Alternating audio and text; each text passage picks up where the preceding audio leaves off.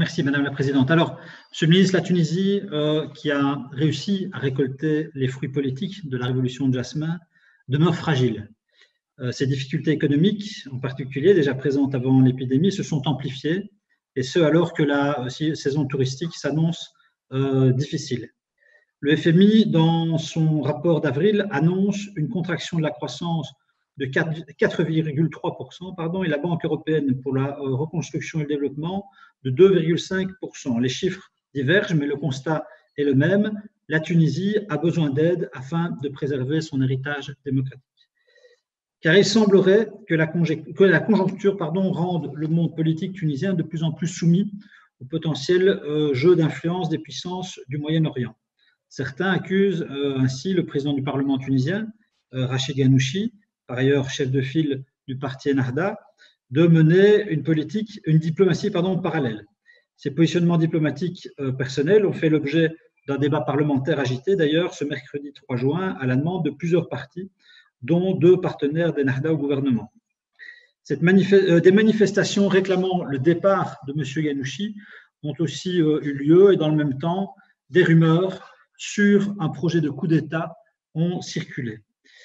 Monsieur le ministre, j'aimerais vous poser les questions suivantes. Quels sont les renseignements qui vous parviennent et dont vous disposez depuis notre représentation sur place à propos de la situation politique et sécuritaire en Tunisie? Et dans le contexte économique difficile actuel, échangez-vous avec votre collègue en charge de la coopération au développement afin, tant sur le plan bilatéral qu'européen, de renforcer notre soutien à cet État. Merci beaucoup. Meneer de minister, voor uw antwoord. Merci beaucoup, Madame la Présidente. Monsieur Benachour, nous suivons de près la situation politique et sécuritaire en Tunisie. Notre ambassadeur sur place a d'ailleurs pu s'entretenir récemment avec plusieurs membres du nouveau gouvernement tunisien au sujet de la crise et de la gestion du Covid-19, mais aussi sur l'impact sévère que celle-ci a sur l'économie tunisienne, notamment sur le secteur du tourisme.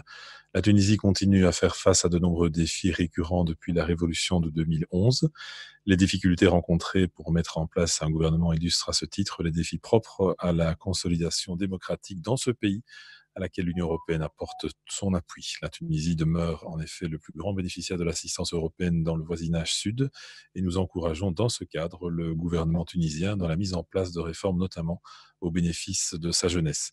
En ce qui concerne la situation sécuritaire, nous saluons les nombreux efforts, notamment budgétaires, consentis par la Tunisie, où la menace terroriste persiste et où l'état d'urgence est en place depuis 2016.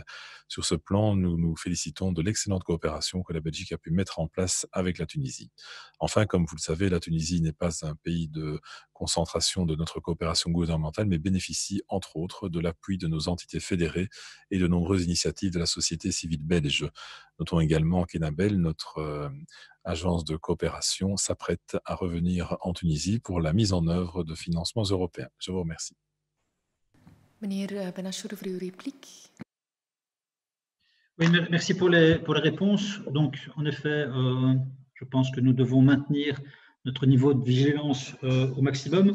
La Tunisie est un laboratoire pour la démocratie dans le monde arabe. C'est un petit pays qui est coincé entre 2 géants instables, voire totalement déstabilisés, l'Algérie et la Libye. C'est un pays aussi qui est, vous l'avez rappelé, menacé par les pressions djihadistes. Je pense que c'est un des pays qui, dans le ratio population, qui a le ratio population au nombre de djihadistes présents sur le théâtre irako-syrien un des plus élevés du monde.